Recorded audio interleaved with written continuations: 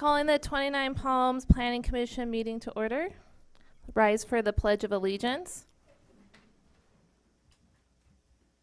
Ready to begin?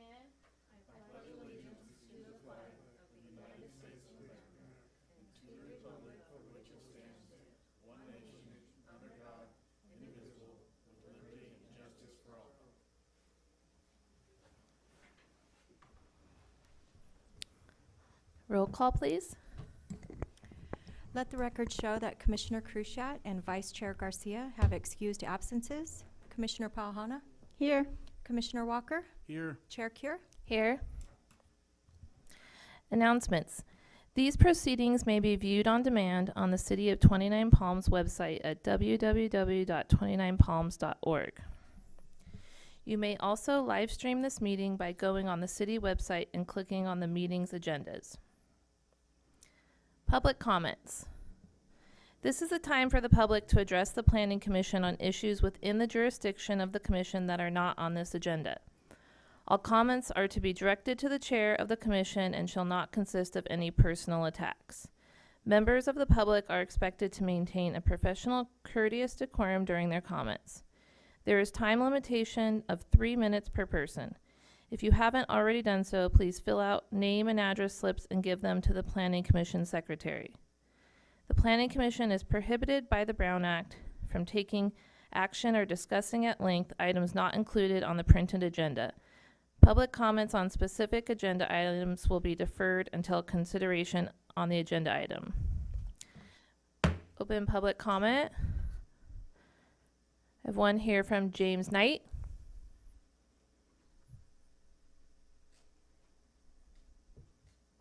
My name is James Knight. I live at 7336 Maud Adams Avenue. Can everybody hear me? Okay. I don't know if this is one of the things that you guys are going to plan on, but I have the berm on the front of my house, and on this last couple of rains that we've had, it overflowed. The last rain we had overflowed in the front yard and the south side of my yard on just from that part area there. And there's another part further south that has damage to the berm that flowed down through the open field into my south side of the yard, outside the east side of the yard. So 3 sides of my yard were flooded by these overflows, and someone told me that I should ask the city if they could repair those things, and I'm doing that tonight, if that's what you guys are going to be discussing. Thank you. That's not on our agenda item today, but I have your address here and we'll make note of it. Thank you. Have someone get back to you. Thank you. Any other public comments? All right, we're going to close public comment. Commission comments and reports of meetings attended. Hi. Leslie, hi. I know it's been a couple meetings since we've all gathered together, so it's good to see everybody. Hope everyone's doing well. I have not really attended any meetings since our last. I've, maybe popped into some local community events, but hope everyone's doing well. I attended the city council meeting following our last meeting of the Offland project, and I've been to some of the community events, and those were enjoyable and well attended. Hi. I also attended the city council meeting in July, I believe it's the 22nd, and some community events. Been a fun summer and can't believe it's already the middle of September. Okay, so we're going to move to the consent calendar. I motion that we accept the minutes as written. I second. Call a vote. Commissioner Palhana? Aye. Commissioner Walker? Aye. Chair Cure? Aye. Approved?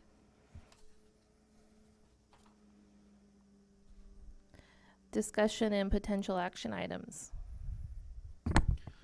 Thank you.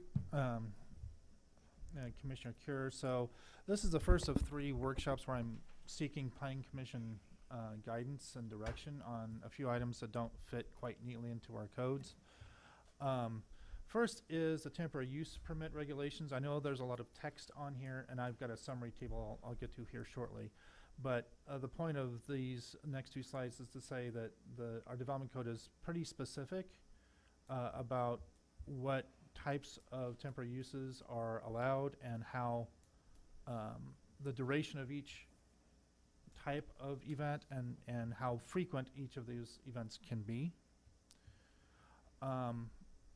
And sometimes we do get requests for temporary use permits that don't fit neatly into one of these categories, and sometimes we get requests for temporary events in residential areas. These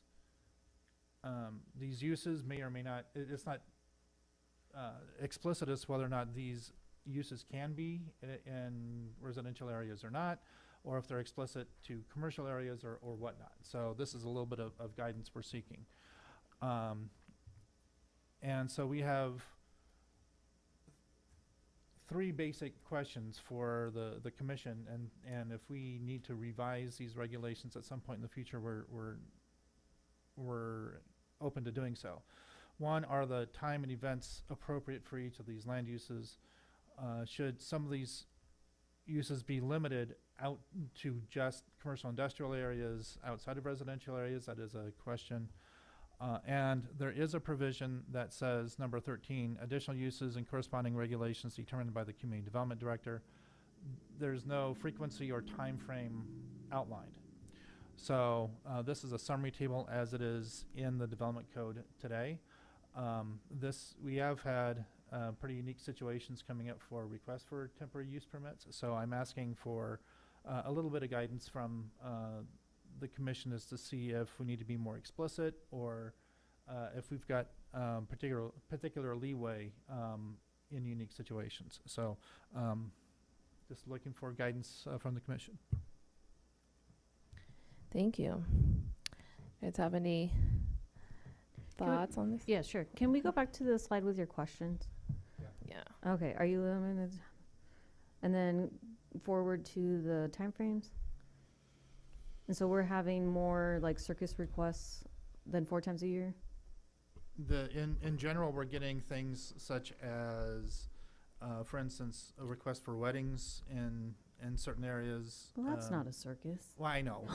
But that's what I'm saying. It's not explicitly listed in some of these. So it's more like the event type. You don't have the options for other event types out of this. Is more. It's right down here. Other uses not listed. Okay. I think it would be good to get, I mean, I think weddings is obviously a big one, to get kind of like the list together of some other event types that have a lot of requests or that would be options, and kind of look at what the durations are. Do you guys think the 7 days is appropriate for sidewalk sales, And crafts? I don't know if we need to go through all of these. Yeah. I know we've got some correspondence that. You want to go to the public comment of the correspondence first? Sure. You guys have any other? Yeah. Okay. That's my suggestion. All right, so we'll open public comment on this agenda item for temporary use permits.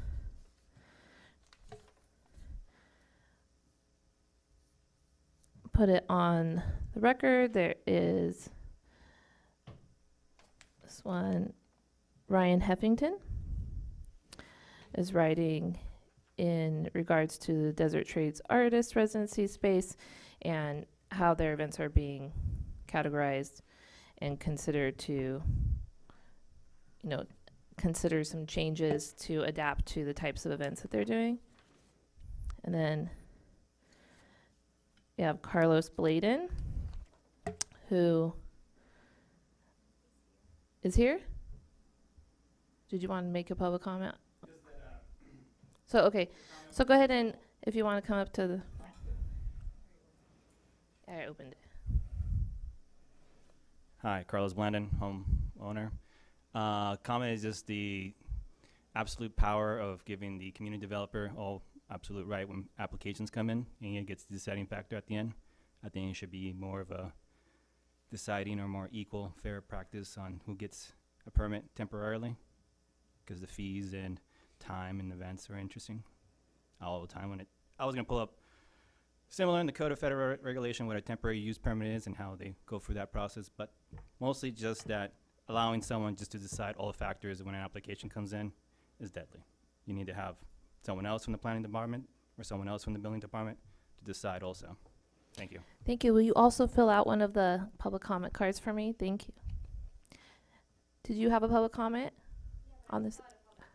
Okay, if you want to go ahead and come up and speak on it and then fill it out and bring it to the front. It's on the TUP. On the two. Okay. Yes, okay. Yeah, thank you so much for this time.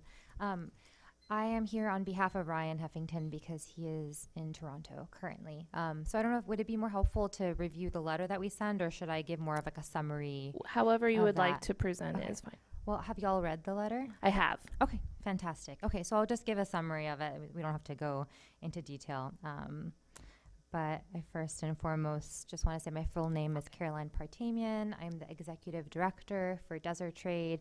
I've been in this room before. I worked as a producer for Workshop 29. So thank you to the City of 29 Palms for giving so much funding to artists. And first and foremost, it's been incredible. I live in Yucca Valley, so I am very in much of admiration of 29 Palms and what you guys do for artists. So thank you first and foremost. So Desert Trade, for all y'all who don't know, is a residency. It's a small space out on Sherman Road, founded by Ryan Heffington just over a year ago, almost 2 years ago now. And our mission is communion, education, and elevation of artists. With these, we believe that we can create a more inclusive world and conscious world. So reading through the City of 29 Palms guidelines and what y'all want to do for the community, I really realized that our missions are not so different. And part of that resonated with me, the city's general plan, which states that the existing needs of the community be met without compromising the ability of future generations to meet their own needs.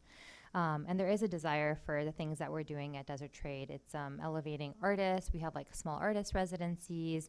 The things that we've applied for permits for are performances, an exhibition recently in May of this year. And we host very small gatherings, a grief circle that is small and free for the community. So things like that are not available elsewhere.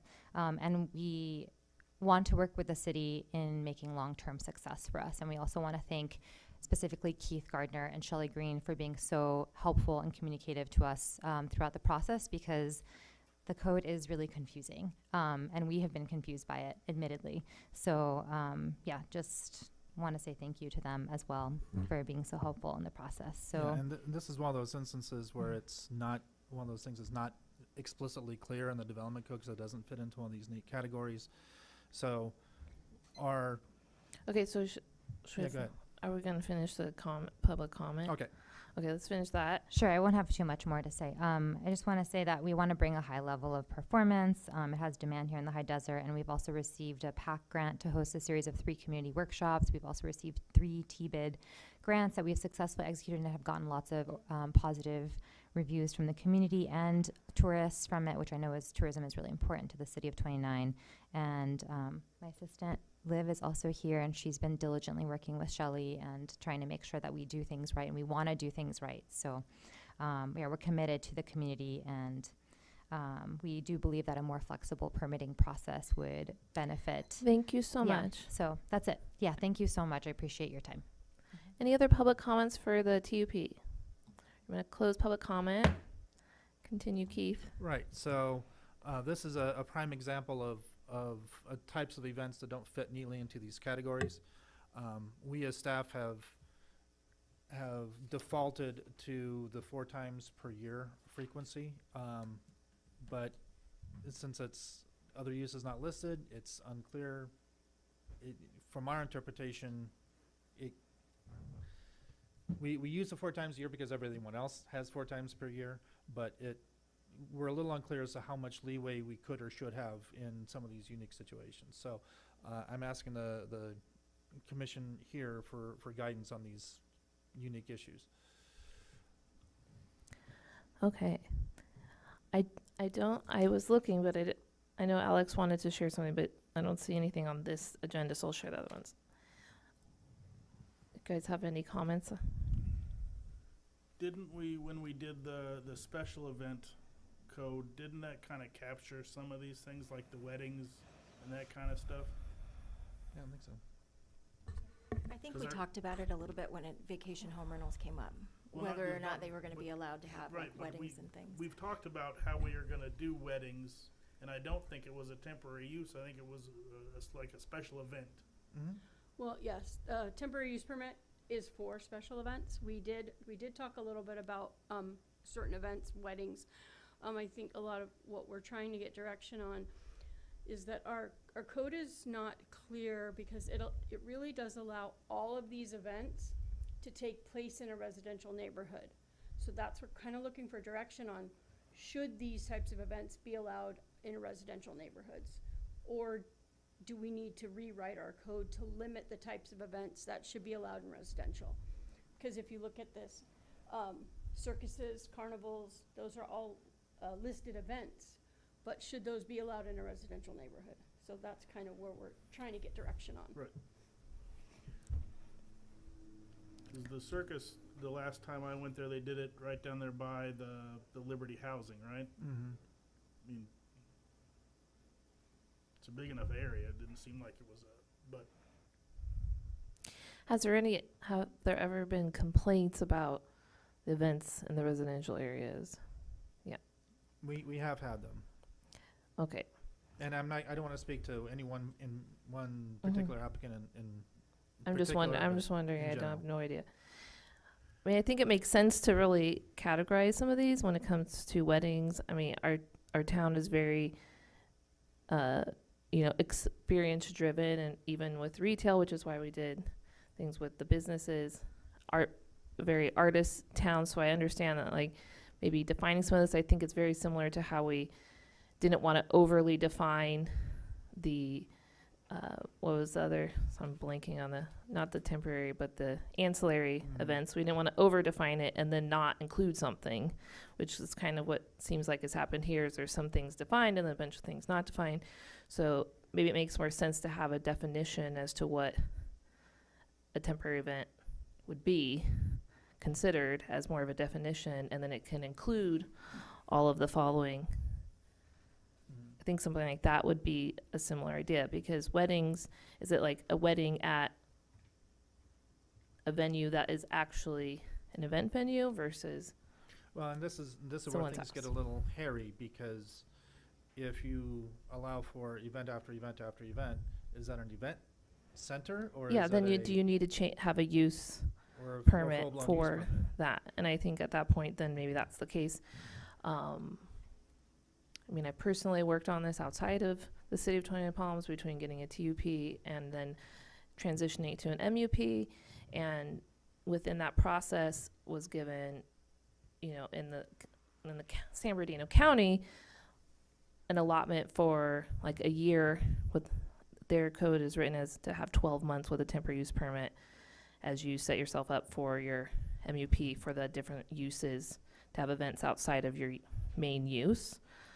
And that seems to have been really a great way to handle it. So that's something maybe we could look at the San Bernardino County code when it comes to temporary use permit and the 12 months. I'll have to. It was like you actually have to apply for it and get it approved, kind of similar to an MUP, but at a lower level of what specifically you would have to have a site plan, what types of events, do you have what's your parking situation, what's your restroom situation. It still was like a temporary event or other use venue outside of just having however many per year for more like a pop-up, for a temporary pop-up. So I think like a special event, and I'm blanking on exactly, but they have a definition of special event versus temporary use permits. And therefore, a special event could be the one that's 4 times per year, like you're just having a circus, it comes and it goes, or like a TUP, like the farmer's market, where it's actively running throughout the year, or how long it's going. It's only a certain amount of days, but it is active throughout the whole year. So for instance, maybe on the weekend you have the pop-up of the farmer's market, but it's only on the weekends, but the temporary use permit is issued for the entire year.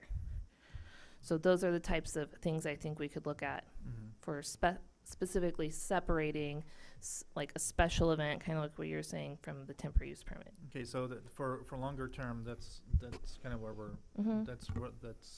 And I think that would be direction very you're helpful for suggesting. like more venue relation, like a temporary event for like a different use for more of a venue. And then you could say, okay, well, if you're going to do that and you want to become the venue, then here's the things that need to happen in order to get your minor use permit at that point. Okay. All right, so that's, would it be the preference of the commission that be handled at a staff level, or would that be handled at a planning commission level? Do you guys like this direction? Are you asking about the direction or Well, just I mean, the if we were to go period? down this path of creating a minor Yeah. use permit or whatever you want to call it, would something like that come back to the commission as a public hearing, or will this be relegated to staff level still? How do you feel about that? Once it's sorted out, it should be very clear what the process is and handled at your level. Because it's not picking and choosing what you want, it's did they complete the process? So I don't think that there would be an issue, and if so, appealable to Appealable up to the planning commission? commission. Yeah, I agree. In the short term, if I have uses that don't fit neatly within this category, generally it would have to go under other uses not listed.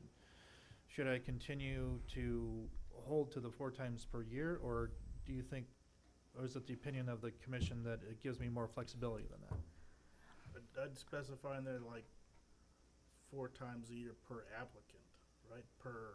And that's one of the things is it's not clear if it's 4 times per year per applicant or 4 times per year per location. Yeah. Right. Well, then that location could have 12 because her Well, 4, therefore. Yeah. Well, But- Yeah. this But is where it's. if I'm doing, let's say I'm doing a wedding at my house, and I'm doing it 3 times in November, and then I'm doing it 3 times in then it's more I'm using my house as an event space, not a Special. one time. I have a friend who wants to get married and they like my backyard. They're going to come get married in my backyard. Yeah, and there's always a difference with private parties about like a children's birthday party. It's invitation only. You invite your colleagues and friends who have, for your 1-year-old, you may have 40 people over your house, potentially. But that's definitely not a temporary use permit type of situation. Yeah. Yeah. I know even in the county code, it specifies if it's like a holiday, Christmas specific, like Christmas tree lots, like I'll pull up the exact code, but then that requires a special event permit. Even if you have a temporary use permit, there's specific types of events that still require special use or special event and only are limited to 4 times. But maybe you still could have, your outdoor market for the entire year, and then you want to do like a Christmas tree pop-up at that outdoor market for a seasonal thing, then you could do that. You can have those seasonal pop-ups 4 times a year. So I think there's a possible to like combine or overlap some of that where it's defined what is special event versus what would be allowed for a longer period based on the meeting specific requirements. And then at that duration that decided, then it can move into like MUP or CUP based on what that we have looks like. an administrative use permit. That's our categories that we have. So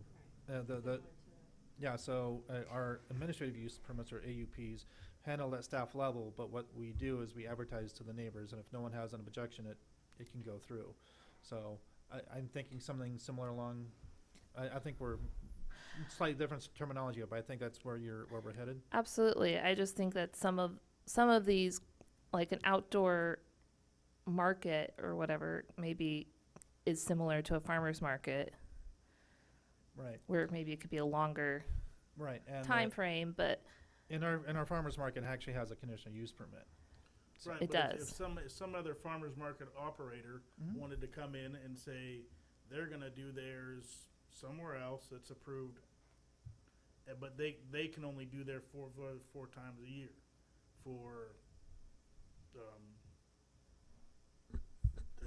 4 months out of the year, basically, because it's 28 calendar days. Yes, but if you wanted to do it like like it tells you like somewhere on there about farmers markets, but if you wanted to do it more than that, that's what we have conditional use Yeah. permit. So if they Um, wanted to if come you're- test the waters and see if their farmer's market's gonna be advantageous to them in town, Uh-huh, they could test the waters for probably a much less cost than a Correct. CUP. yes. Do it the 4 times and say, okay, yeah, this is advantageous to me.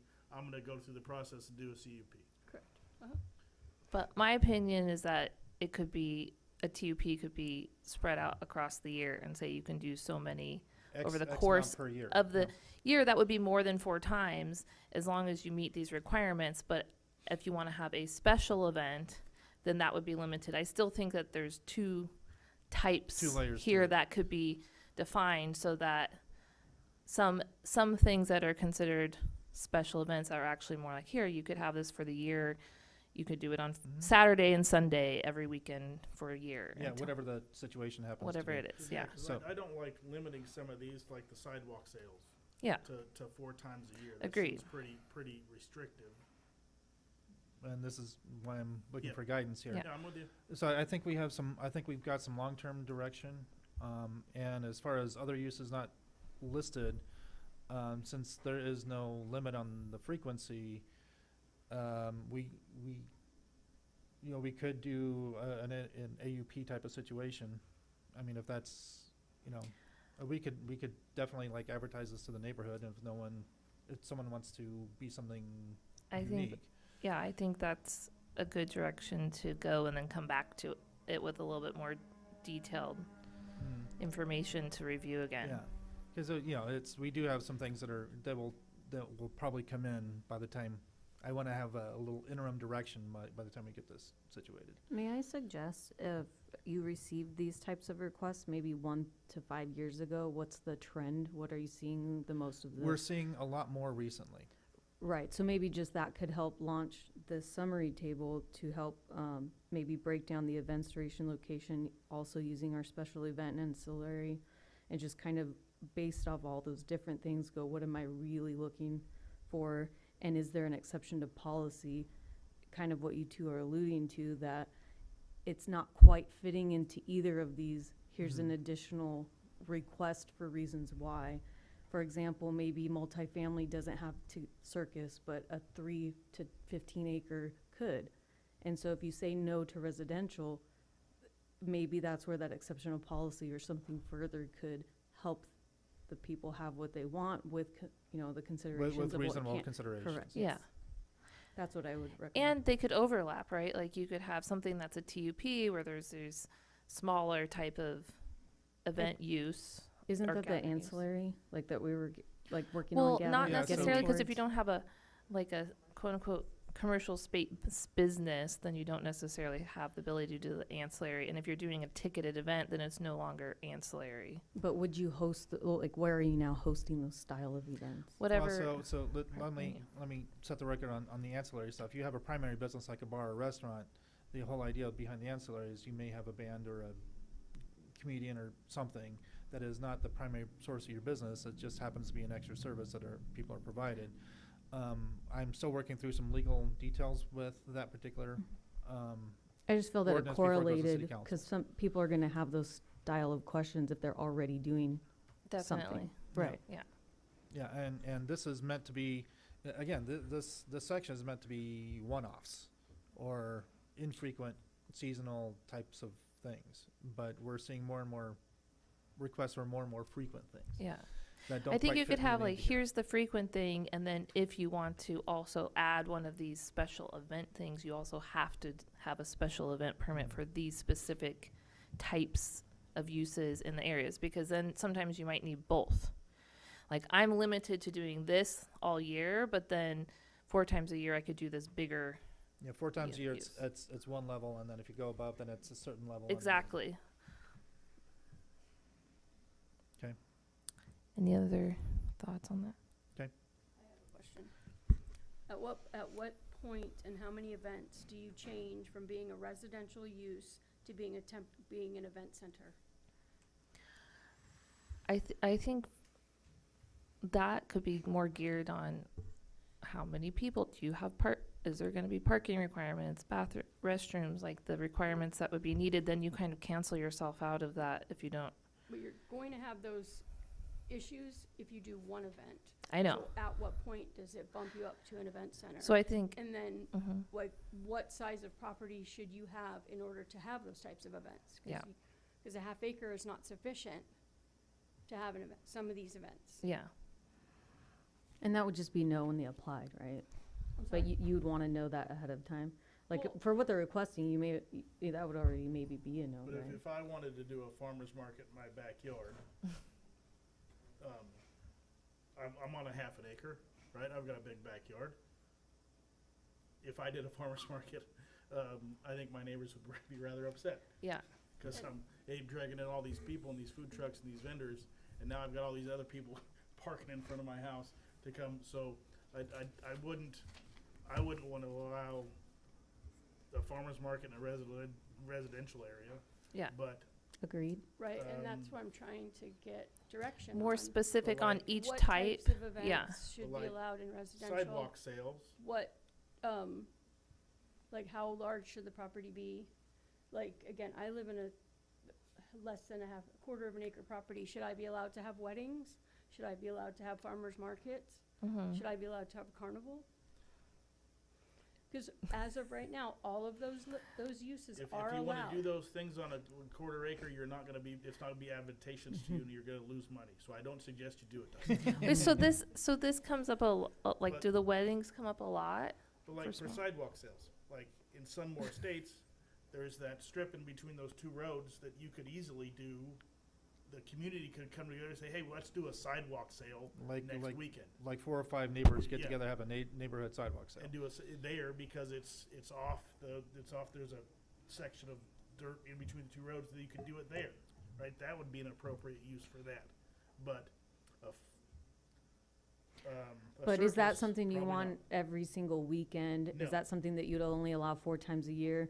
Bulk trash, I'm only allowed to get 4 times a year, so like how, you know what I mean? Like 4 times a year, I could see why that comes up. It seems reasonable. That's why it was decided. Yeah. So, I do think that what you're asking would take like a lot of that work. That would probably be our guidance, is that you flush that and kind of And use then your bring it best back. judgment and kind of say, based off my statistical data of received events and where they've been located, could these be placed in these areas of residency, of commercial, of, And then Yeah. we can start hashing that out from our end, and then we can get feedback. And from- on this table, we could also add for circuses, you need 2.5 or larger acres Sure. if you're gonna do it in a residential. But for farmer's market, you need this, it's gonna be this And size. we could do something to the effect of, add in here, the minimum acreage, and we could also say, you know, this is no, even though it's a temporary use permit, we're gonna kick this up to not staff level, but Right. something else. But we could add that in there as another workshop. could you go to see back we're- one if we're in slide? the right direction. When you can you go back one slide? Just make Sure. sure we're answering your questions. Okay, we just did 2 and It's community development director. do you feel that we've helped answer those questions? I think we definitely have A and B set as far as a long-term direction. And then, do we have, is it the commission's opinion that, other uses not specified, there's a little bit more flexibility for the community development director to make that decision, or should we advertise it if it goes above? I think we should specify, especially ones that are requested frequently, like it sounds like weddings are obviously one of them. I think it would be good to at least include those so we understand what's been requested to even, Well, if you're saying Respond. these are like one-offs and you're kind of like, ugh, then yeah, I think you could bring it up to us. I think it'd be your judgment call But As then, far as the duration and the frequency. until we could lock down like what feels, yes. but for all of them, for the frequency, I still don't, if some farmer's market vendor came in here and wanted to do one for 4 months to test out the waters, right, and they did it, would they be the only person that's allowed to come to a farmer's market other than the CUP issued farmer's market for the rest of the year? Because we've done a farmer's market 4 times in a calendar year. That's a separate issue than the Well, duration or frequency. I don't think that this is one event. This is just a category. Like Right, you, that's what I'm saying. If a It certain doesn't- person yeah. in a category does it the 4 times, can another person do the same thing in that same category 4 times? Or no? Well, I mean, Then staying we're away getting from back to the farmer's event market because space. that Or- discussion because or there's a CUP. sidewalk sales. Yeah, sidewalk sales is If maybe I a do a different example. sidewalk sale, when my community comes together, 5 of us, we do a sidewalk sale in front of our 5 houses. We've done it 4 times for the 7 days. We've done it 28 days in the calendar year. Can anybody else in town do a sidewalk sale? I would say yes. And if you're talking about So in the it's- same So neighborhood, it's per applicant or per location. I would say And probably that's location. not clear in the code, and this Right, is so why we I'm should looking. specify that. Yeah. We should Yes. probably specify that in the code coming up. Per Okay. location, I would say per applicant. because if the location could become the issue, right? Because you're having too many or too frequent, or it's not Right. really So, supervised, or yes, so I could do Right. it. I could do it 4 times in front of my house, and then I could go over to my friend's house and we do it 4 times in front of. But I'm the same applicant. But I'm changing locations. Yeah, it gets a little. Yeah. It gets So a little. we need to work out. We need to work it out. through how to specify that and not limit people from doing it, but also not give them carte blanche to do it all over town in a bunch of different locations. Yeah, I think I've got the direction here that this needs to be flushed out a little bit more, because this is the existing code and Yep. we're getting into that.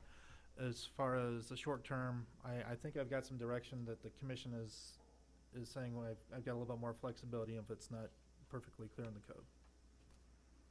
Is that the direction I'm getting? Yes. Okay. Okay, we're gonna move on to community garden. Okay, so there's been a requests to establish community gardens in various areas of the city. This is not a unique situation. We've had community garden requests in the past. If what I have made a determination on is that anyone can plant anything on any vacant piece of property and call it a garden. The question has then come up, if we're going to allow people to grow gardens, can we then, and this is in commercial areas, could a greenhouse be permitted to house the garden? And this is an example of, this is not, no one's asking anyone to approve this right now, but this is an example of what could be construed or constructed on a garden that is community oriented and things like that. So according to building code, anything under 120 square feet typically doesn't require a building permit, but in situations like this or any other greenhouse, should we consider this a planning commission level approval? Because it's the only mentions we have in the development code for greenhouses pertain to commercial ventures. So, a typical flower garden or a vegetable garden for a private home, for instance, is not a commercial venture. Anyone can grow them. The 29 Palms Inn has a vegetable herb garden that they use for their own private use. So, garden is a garden, but there's no greenhouses that I'm aware of. So, the questions that we have are from the commission asking for direction here.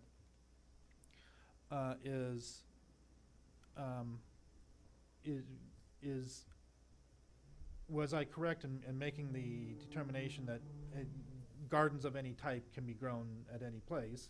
I mean, it's a garden.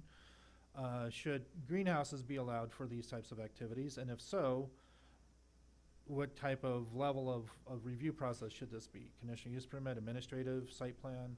Should greenhouses be subject to review for architectural guidelines? I mean, we don't really have strong architectural guidelines. We've got some in the downtown, but in other areas we don't really have architectural design guidelines. And then as we dig through this, there's a lot of what ifs that happen with this. If a greenhouse is built for a garden, but the garden ceases to exist, should the greenhouse then go away? Yes. And and greenhouses, should they be allowed to do other types of uses with proper permitting and things like that? Or is that a consideration we need to make when we get a request for such a thing? So, again, this is another one of those instances where the development code is silent or not clear, and I'm asking for some direction from the planning commission on this particular set of issues. So, Would you like those comments now? Is that, Yeah. we're gonna get into those? Yeah. Okay. I mean, I'll open public comment also, so if you'd like to wait for that, that's also an option. Do you prefer questions now, or would you like to wait? Okay. Yeah? yeah, that's fine. Open public comment for this community garden item. I think, Carlos, you have your card. Okay, thank you. You checked all of them? Great. Mhm. Thank you. It does, thank you.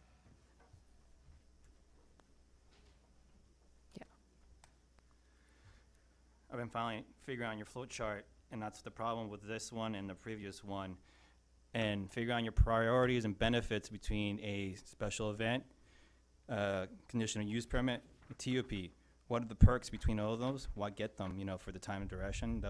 But for the community garden, it goes the same thing. If you're gonna call this sustainable feeding a community, it is known that you need at least 0.8 of an acre to be sustainable for one person. That's why the average Homestead Act, the minimum was 5 acres to sustain the nuclear family. So that should be considering your zoning if you want to consider if this is going to be sustainable or not. If so, the best rezoning zone you can do is where the golf course, the infrastructure is there, and it'll be more, efficient for the city to convert into more of an agri-horticultural.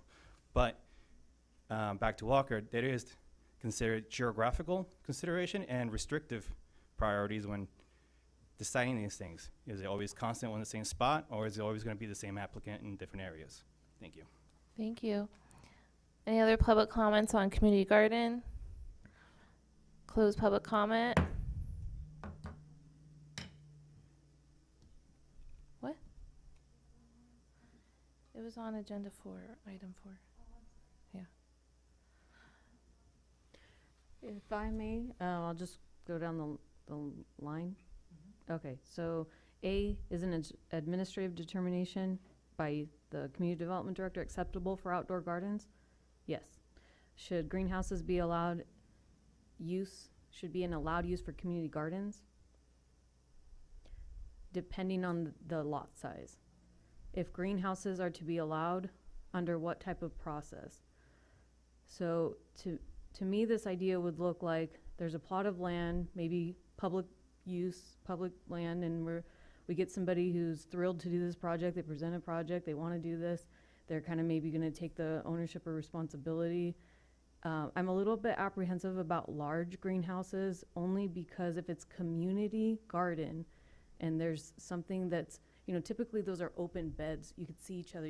There's nothing hiding in a greenhouse, and if it's just anybody could go in there, I'm not sure of the security of that for a community. So that would be something I'd question how we can manage that. And for D, I do believe that if it's going to be community, it has to be safe. So I would say that there needs to be, obviously building code and safety, maybe inspections could be included in the permitting. Yeah, if it's large enough to require a building permit, you're gonna have, your inspections As a will be structure. required, especially if Yeah. they need plumbing, electricity, Right. ventilation, that kind of thing. And in the example given, it was a 1,300 square foot, where a shed is like 120. So if we could just visualize the difference between that and what a community garden would look like, I think it would become more of like a project, which I think would more or less become conditional use. Yeah, and that's my next question is, or that's one of the questions is, if we were to allow these things, under what process? So, So, for the community garden, yes, you can administer those, no problem. Greenhouses being allowed, yes, I think they could be allowed, but I think it should be a conditional use permit, because we can put in the conditions of the permit that if the garden goes away, you must remove the greenhouse, because if not, they do a community garden on public land that gets authorized and everything else, and then the 5 years later that person moves away or whatever, the driving force behind the community garden goes away, the garden goes away, but yet the greenhouse sits there, and in 5 years we're back here saying, yes, we authorized the city to come tear the thing down because it's become dilapidated. So I think there'd need to be a conditional use permit with the condition that the garden goes away, the greenhouse goes away.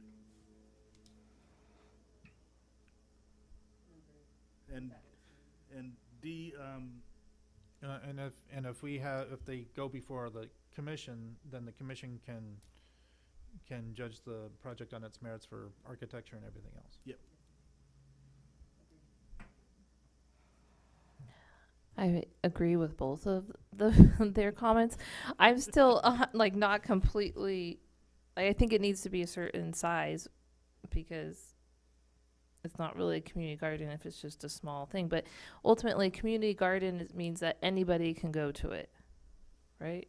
Like, Well, and one of those. it's like a public yeah, and becomes a it's- public it's- open space. Yeah, so if it's not a commercial venture, in other words, they're not there to actively cultivate and sell as far as a hardcore agricultural activity, and if they use it for their own 8 or 10 or 15 club members or whatever the correct terminology is, for their own use, it's still essentially a private or nonprofit garden.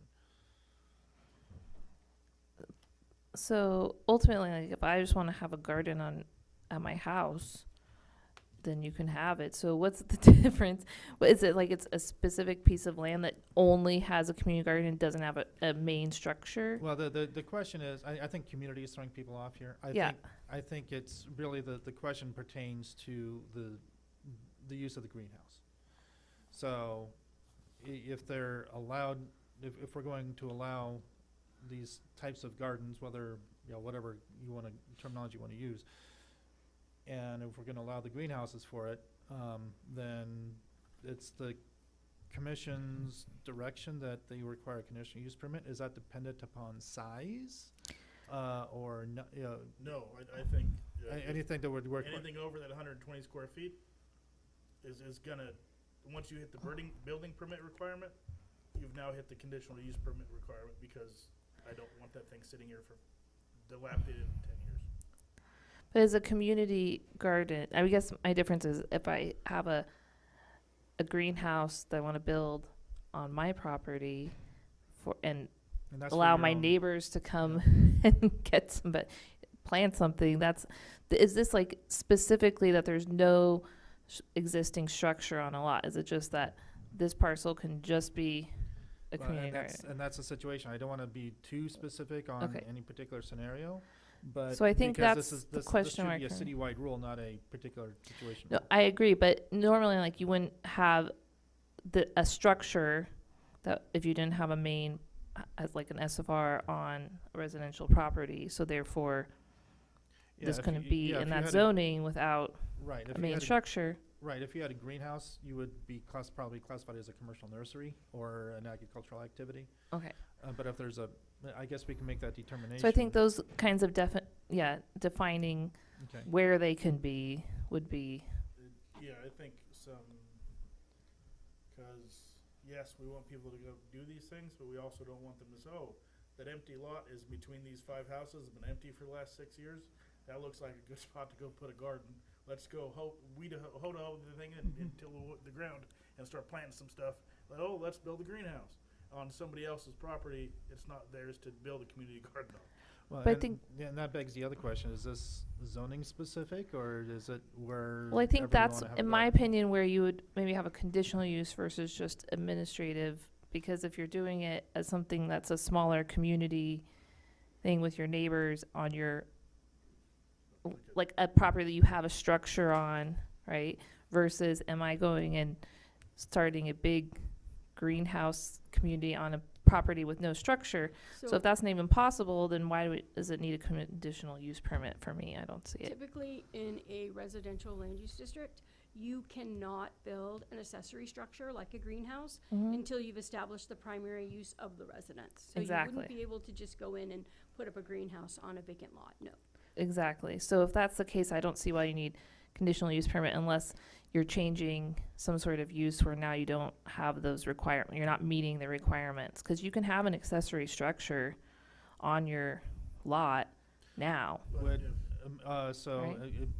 if I'm trying to split the hairs here, so are we saying if this is like in a more of an if we have existing buildings on the lot, existing uses on the lot, then this would be an administrative use permit versus if it's the only thing on the lot, it would be a conditional use permit?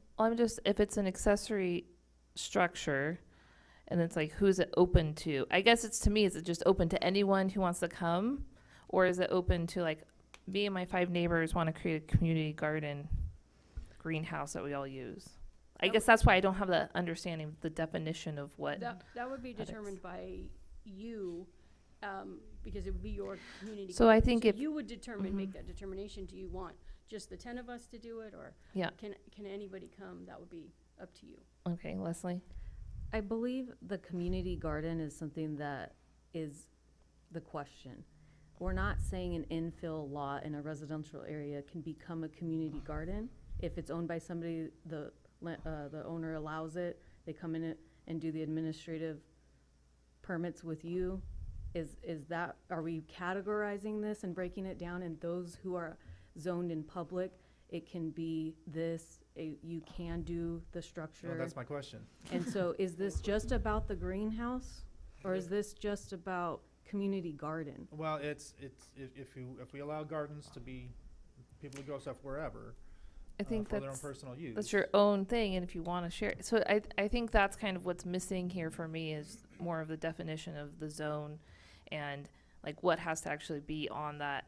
If it's a public, then maybe that's one thing, but if it's just an open lot in what kind of zone, does it need a structure to have to have the accessory What it sounds structure? like is we need to whittle this down a little bit more and bring it Yeah, back I for a agree. little bit more study. Is that a fair enough statement? Yes. Okay, so we've got some notes here. We'll see if we can define this a little bit further. But what I'm hearing is that there's potential to allow this to happen. We're just unsure of the process at this point.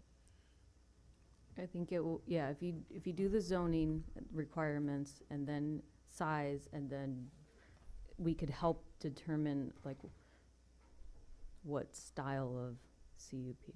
Then the process. Okay, and I'll bring this back at a future study session then, further define it. Okay, let's move on to animal keeping. Okay, so this is another one of those instances where we're trying to update, clarify our development code, and this particular section has some ripple effects. So I've invited Rick Boyd here, our animal control officer, to add more clarity to the discussion as needed. Currently, in general, what you see in our development code, and I can bring up our development code if the commission needs it, is in general what we're seeing is the zoning dictates how many animals you have, not the size of the property. So it's conceivable that someone may have a single-family residence and have 2 acres and living happily on it, but they're limited on how many animals they can have. And they would have the same amount of animals that some other, like 7,200 square foot lot may have. The other question we have is if someone wants to go above the by right allowance of pets, and you have X amount of dogs, X amount of cats, etc. Should this be strictly an animal control permit, or do we need to have a land use permit? Because we work well together, but it's Yeah. where should the jurisdiction lie between who gives the authority? And then there's some other things in there that we've referenced, but those are the 2 big items that we wanted to discuss. And there is a ripple effect to this. I brought this up once on a prior planning commission. I wanted to get some clarity on this. And we still don't have a full commission, but I'm going to bring it up anyway. dog grooming and pet daycares and that kind of thing in residential areas as home occupations. Typically, we've turned those things down because of traffic, noise, sanitation, things like that. Is that something we should revisit as part of this revisiting of this code? And realistically, we can also come back, the commission could give us direction that says everything's fine the way it is. So we're trying to simplify this code. What you're seeing on the screen here is a partial work effort, or majority of the work effort on how many animals would be allowed per type of animal per amount of land in residential areas. We're not differentiating between, if it's 2.5 acre or 1 acre zoning, it's how much land you actually have. So this is where we're at. So, Rick, do you have anything else to add to that, or does that summarize it? No, that pretty much summarizes it. Right now, it's kind of a mess with our zoning and our animal, the amount of animals that people could have. There's people that right now live on, their zoning is commercial. They're allowed, and they have a 3-bedroom, 2-bath house, and this is a few houses that I know of in the city, and they're allowed 1 guard dog. Well, they got a 3-bedroom, 2-bath house, they got 2 kids, they have a family, but they can't adopt any more animals, they can't get any more animals without us breathing down their throat, because they're allowed 1 guard dog. In a commercial zone, you're allowed 1 guard dog. So some of these houses that are like behind AMPM, there's a couple houses be south of the plaza, right there on Adobe Road going down the hill. That's in commercial zone. Over by Caliber, by the paint booth, the painting place that was there's some houses in commercial zone. So we just wanted more clarification, kind of clean up the code, and maybe go this route. This looks like a more simplified route. It's going by land size. So somebody with, say, a 1/2 acre is allowed 2 dogs, 2 cats, but this person with a 1/4 acre could have 3 dogs and 2 cats, or they could have 3 dogs and 3 cats. So it's kind of, we just want to make more sense of it and simplify it. Okay, thank you. Really quick before, because I forgot something on community garden that I want to make sure is on the record. You have the notes from Alex Garcia on his direction from the garden, so I just want to make sure that was included. Okay, you guys want to, would you like to go over questions first or open? Okay. I'm going to open public comment for agenda item 4. Animal keeping. Kim Ordemond.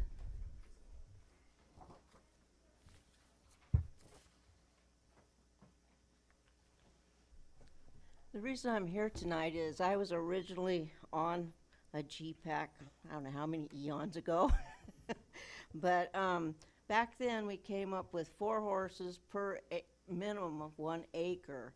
And so I was trying to understand what this was saying, and they're kind of saying like you can have up to 10 horses, but it didn't have the size of property. Am I correct?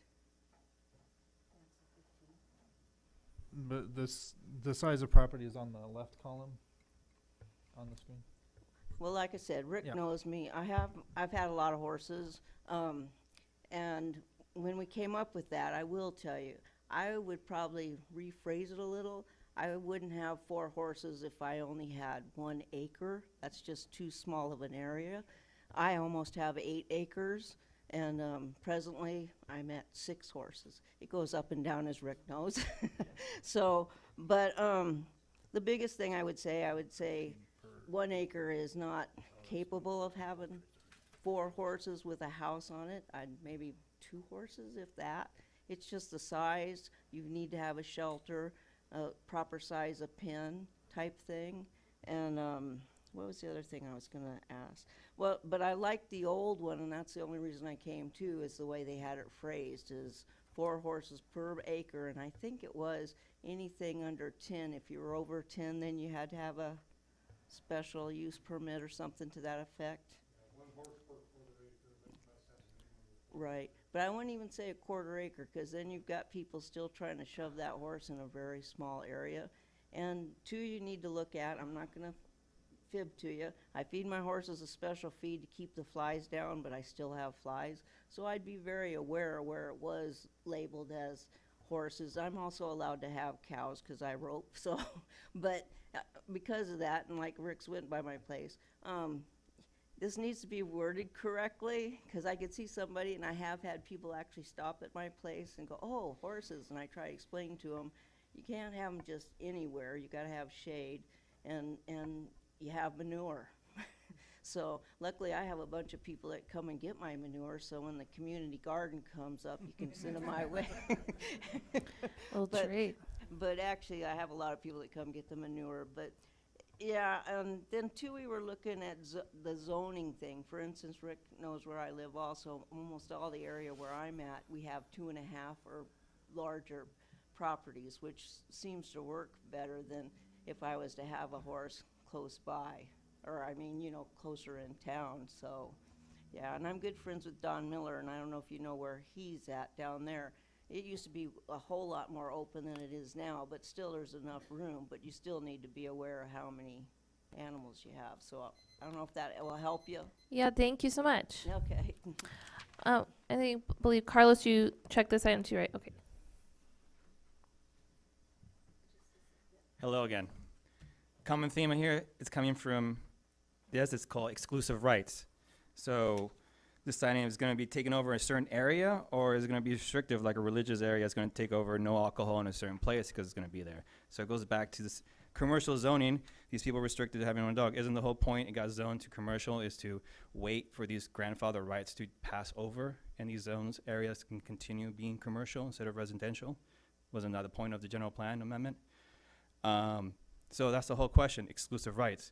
So that's why you should call out that only homeowners should be able to do dog daycares, because they're the ones responsible for their house, and we were responsible if any action happens for those people's dogs they're taking care of. Because long-term rentals don't have business license, and now you're gonna have a double business license on people who have long-term rentals in residential areas. That's my thought. Thank you. Any other public comments for agenda item 4? Close public comment.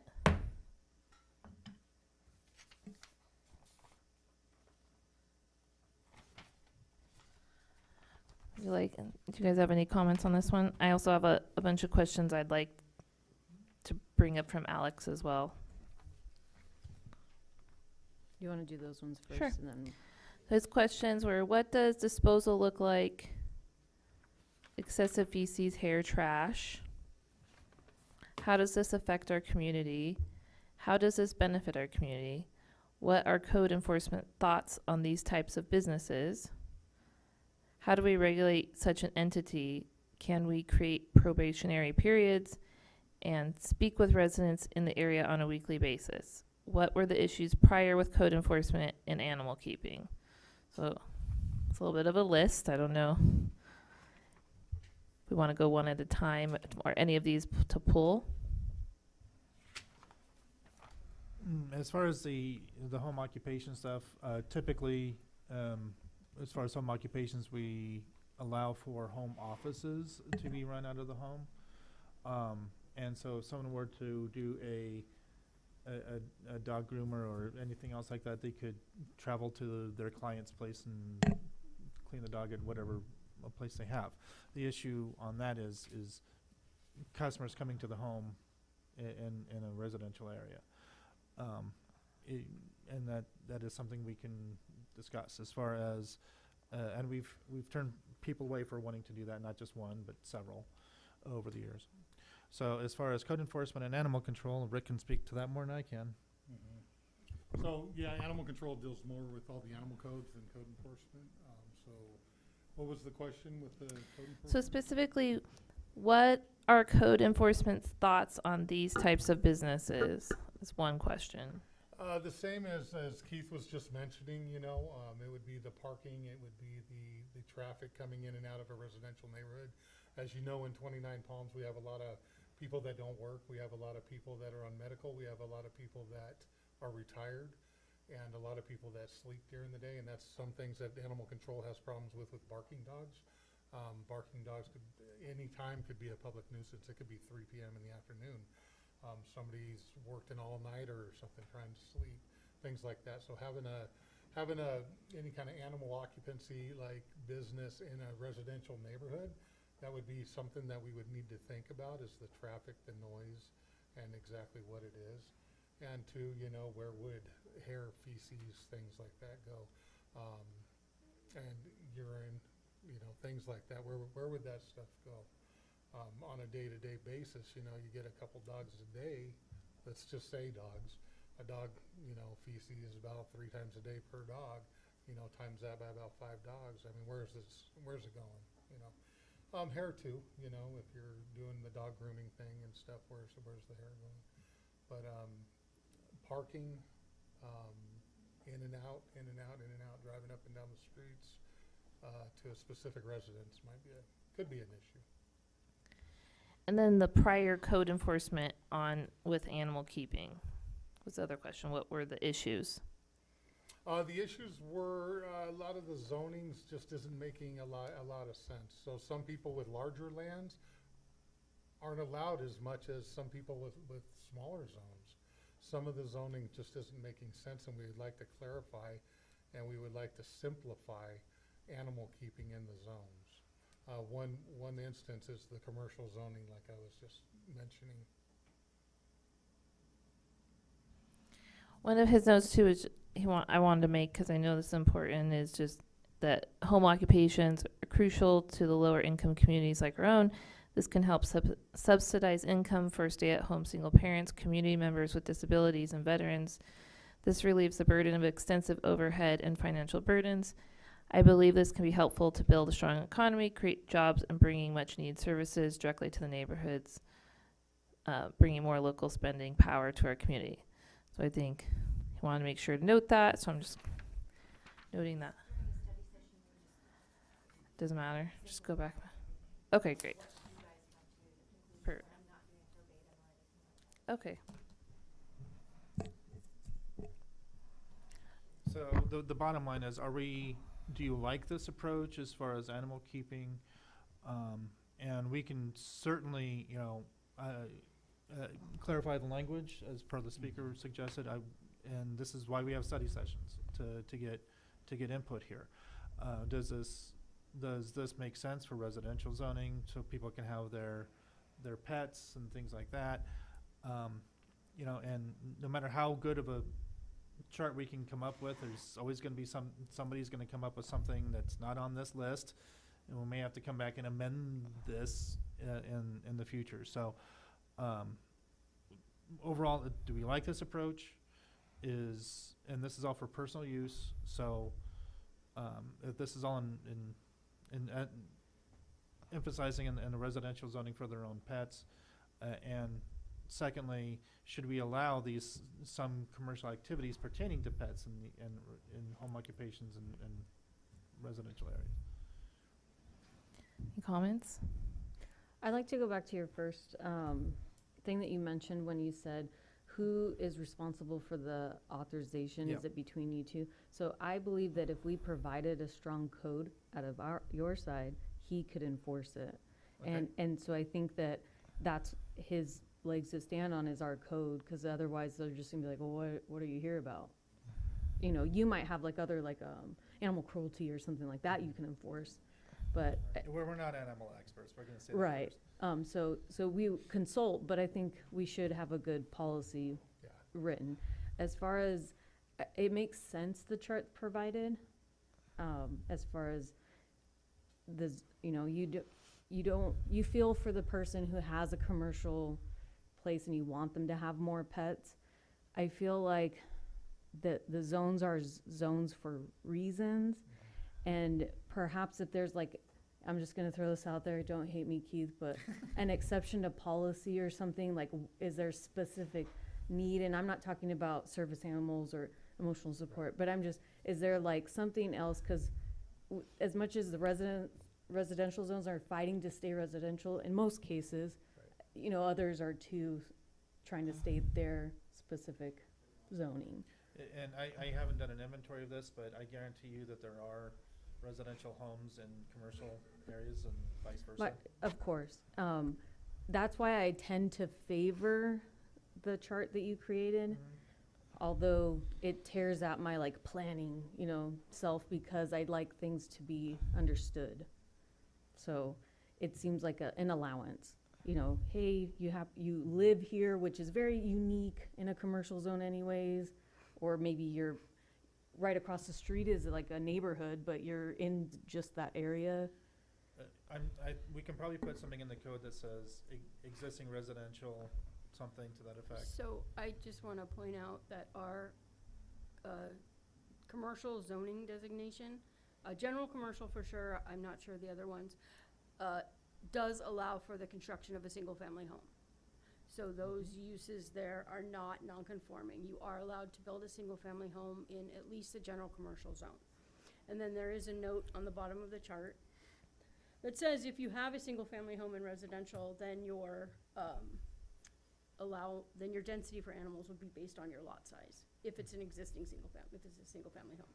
Like you have a acre of a commercial lot and now you could have a horse. Yeah. Right, and I'm not sure that's something that I guess I'm struggling with, is that I don't think a commercial should have an allowance of a horse. I wouldn't like that either, because you've got a junkyard that's 5 acres or 4 acres, and one of those acres is dedicated to your house and your yard and everything else, right? So per the code, you could have Livestock. in your junkyard, Well, which wouldn't be good for the animal. So I wouldn't like that. I think if you have a single family home on a commercial land and you want to have 2 dogs, fine by me. Have your 2 dogs, have your 2 cats, depending on your lot size. But if most of that lot is taken up by your commercial business and you have a very small area for your home, then you shouldn't. More than a guard dog, yes, but not Yeah, to the total lot size of your property. It should be based on the lot size of the residential area, not your commercial total piece of property. I So think we can fine tune some language in there Right. to Okay. address that situation. Like a fenced-in area for the SFR Yep. space? Okay. And I've just, by reading through this, there's just a lot of things that I kind of caught my eye for different, like reptiles. We don't account for those at all in the table, but they're not prohibited animals. Yeah. So you can have your lizards and your snakes and your stuff. And Turtles also and everything your else. turtles, Caged animals. rabbits, Caged animals. right? But it also says, in definitions, it defines a pet. And it, part of that is a non-poisonous snakes under 6 feet long is a pet. But later on, it says that a prohibited animal, we're changing that, a snake, from a 6 to 6 foot long 12. snake to a 12 foot long snake. There's no what's a 7 foot long And snake. see, why we were doing So- that is because a lot, sorry. I was just gonna say, so if the definition says 6 foot, that's just because I missed that change. Yeah, I'm just If we're changing it to 12, both places will be Yeah, I'm changed just to saying those are just some things I like. It wasn't red lined out and added to 12. I just wanted to, in reading this, those are some things I saw that were inconsistent, and the table didn't speak to reptiles at all. And I know a lot of people that have a bunch of reptiles, so we should if they're allowed because they're in the definition of a pet, they should be allowed. Yeah, fair enough. I mean, I think what we're looking for here is direction, is make sure we're on the right path. Yep. I like the table. I think it's easy to understand, and it spells things out pretty clear. But a little couple of tweaks to the commercial zoning and with residential houses and that kind of things. To caveat off that, multifamily zoning, 1 and 1. So it can't be like 2 dogs and 0 cats. It's 1 and 1 right now, and part of the reason was with the thought process behind that is because a lot of the residential multifamilies, you have 2 dogs start barking, 2 dogs start fighting, 2 dogs start whining, so it's always been 1 and 1. We could look at that, but the mobile home parks and stuff, we have more problems when there's 2, 3 dogs at the mobile home park Yeah, versus 'cause 1. But we understand too, some of these people that are living in these residential multifamilies, They have 2 Yorkies. I mean, does that equal 1 dog? You know, I mean, Right, Well, or they have 2, cats. 2 cats, right? no, or they have 2 German shepherds because, Yeah, right. right, so, and there's a community that, you know, is right out there that allows their leasing documents say that, like, so it's already conflicting with the city, so maybe that could be adjusted or considered if it's already the majority. And right now, you know, with the economy, how it is and stuff, what we're seeing within the last like year or 2 is a lot of people that are losing their houses and things like that, moving into apartments, Multifamily. moving into mobile home parks and things like that, where, you know, when they had their regular houses, their residence, they had 3 dogs, 2 cats, or whatever it is, and now they're taking that and they're moving into a mobile home park or something like that, and it's creating some issues. I can understand the issues. It's just like, where's the issue that we'd like to have? An Right. overcrowded shelter because we changed the policy and now you have to go enforce all of this? Yeah. Or, you know, where's that? Give me maybe on that policy, Mhm. just for your consideration. And right now, what we do too is where there's limitations of animals, we offer an AAE permit, which is an additional animal entitlement. And people can apply for this. So say for instance, if they're allowed 2 animals and they want 3, or maybe they want 4, we don't allow over 4. Mm-hmm. But if they want 3 or 4, but they're only allowed 2, we'll have them fill out an additional animal entitlement. Sounds like And an then what we exceptional do is policy. we send out letters to everybody within 300 feet of the residence and just see if anybody has any problems with barking, loose dogs, feces, flies, any kind of problems, and then that would mitigate whether we make the decision to allow that AAE permit to go forward, or if we deny the AAE. Is that spelled out in the development code right now? That process? It's not 100% clear because I'm sorry, part of it isn't clear between what the jurisdiction is between community development and Well, animal. Well, I think I would think if it's in our development code, the process is, right? Yeah. You would be the authorizing authority with, support of animal control. They would review the package and give you their approval or denial of the package. You would be the official signing authority. Right, because they're granting against your policy, you think you'd want control of that grant, like the granting of the exception. Because if animal control denies it, is there an appeal process for them to appeal it to a higher level? Right now, probably not, right? There is an But- appeal process where they could appeal the decision to a public hearing. But if people don't know about that process, Right. because it's the animal control's process, it should be in the development code and spelled out, and then with, okay. That part's in the code. Oh. But I'm pretty sure. Yeah, any permit that's issued by a director can be appealed to the planning commission. Well, we understand that part. We're just saying that particular code or the process that you're For the allowance, That's for the Yeah. extra entitlements. right. Right. That So- would Yeah. I just want to be clear. So in this code, this draft code, I removed, except in one location, I removed the reference to planning permits because we felt that it was best that anything to do with animals should be handled by animal control.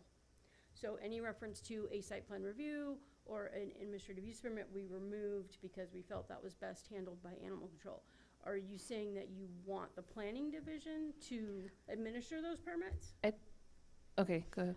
I would say just like how we have any project, we always have a consulting, but it's not like avoided of planning commission. So if there's it's like you're removing pets, and so it's not in our code at all. Or you're removing this animal keeping because it's strictly his job.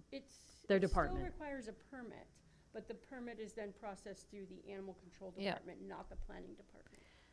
So So- we're helping you write a code.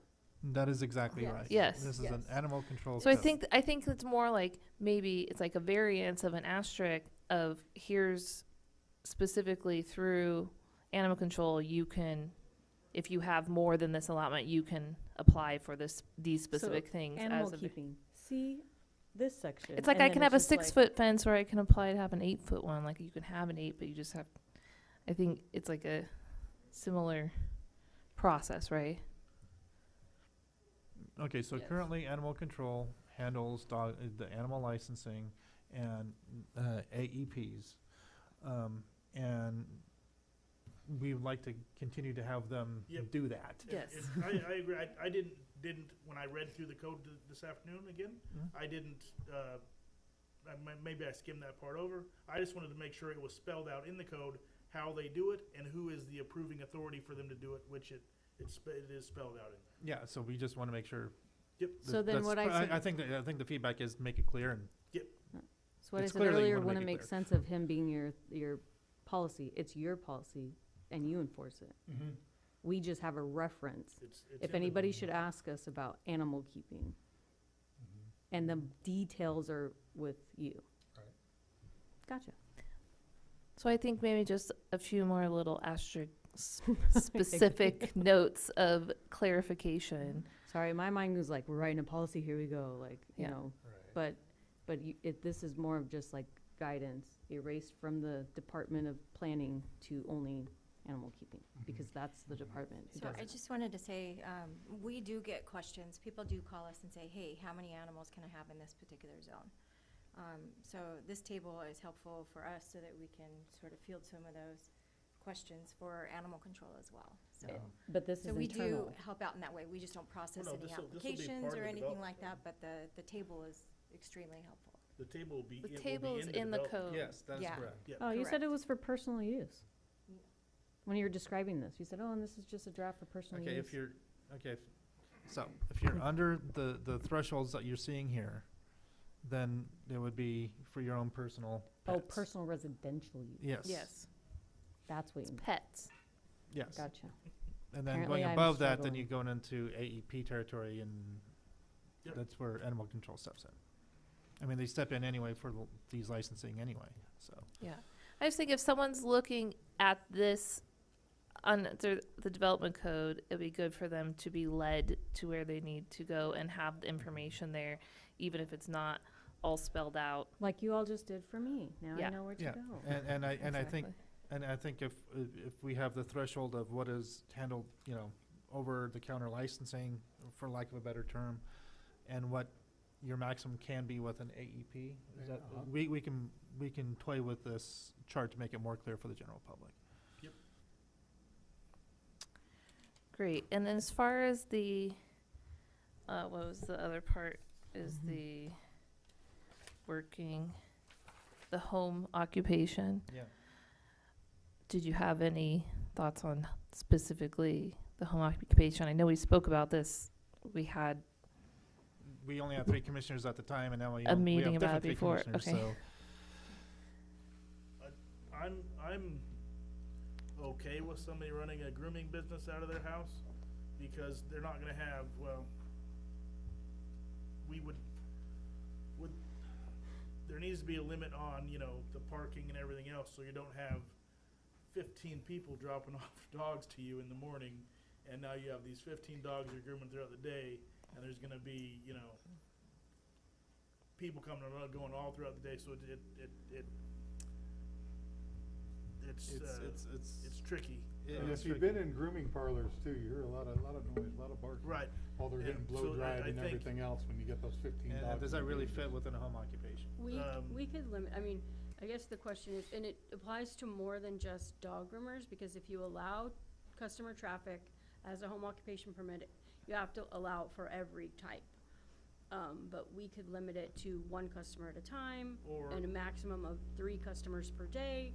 It'd You be know, really we hard could- for us to monitor that. It's hard to monitor, enforce. right. Yeah, but, sure, it's uh, hard to monitor anything. Right, yeah, but- so, and I'm not sure who was gone the last time, because I was here for that one, so I'm not. Was it, you were both gone on that last one? You know, I can't it- recall, but. I think Okay. it was during one of the last storms we had, and It was, Oh, then it okay. was me. People were I was Because I'm on- like, I was there, but I think you guys were Yeah. gone. They chimed in, but because what we came to the last time is if you open it for the one, then you have to open it for all, and then at that point then, yeah, you have to come back. then maybe not so much. You could have a mobile grooming business, you run out of your home, you go to other people's homes, fine. But, yeah, maybe not so much running it, because then, yeah, you're gonna have, and I know bring There's that a lot of particular noise. subject out when we actually Have everyone. have everyone here. And I think like my thought on it is if we're going to do that, we should look at it all of them as the discussion and not just animals. Yeah. What do you think, Leslie? I'd like you to go back to that slide of your questions. Okay, we talked about that. Removing the reference to land use entitlements, that would be if we changed it to that. To just Chart. animal control, and they would do all of the processing for any type of animal permit. Okay, for permits, yeah. Increasing the allowed number. Are we okay with changing it from zoning to acreage? Yes, No. I am. I don't want to speak for everybody else. Yeah, We're all good. yes. I have apprehensive feelings towards specific zones not having certain pets or the amounts. But it makes sense. What I think I Majority think this is rules. warranted of a future study session. I don't think we're quite done with this No. yet, because I think what I'm hearing is that we need some tweaks and some changes and some clarifications to make. At least one more study session before it moves forward. Yeah, I'd love another study session on the animal keeping and then separate on home occupation as a Separate one? whole and not Yes, just please. Not animal mix 'em up? home Yeah. occupation. I think two separate ones to separate them is better. Yeah, fair enough. suited. Okay. All right. Anything else? All right. We Now- didn't do updates, but community, Yeah. That got skipped because when I said discussion and potential action items, we just went to this. So Mhm. let's go to community development director updates. I have two that may be of interest to the commission. In the past, we had a housing and homeless committee that composed of the planning commission plus two other members that were appointed by the city council. The city council has reformed that housing and homeless committee as a subcommittee of the city council at this point. Council members Ramirez and Scott have formed themselves a subcommittee to study that issue. And the city council has given us to go ahead to begin the very preliminary research of updating a general plan. The first phase is we're researching properties that are owned by utility companies, government agencies, conservation agencies, and we're taking the first track at that, and then we're going to make recommendations on the land use plan based upon that first.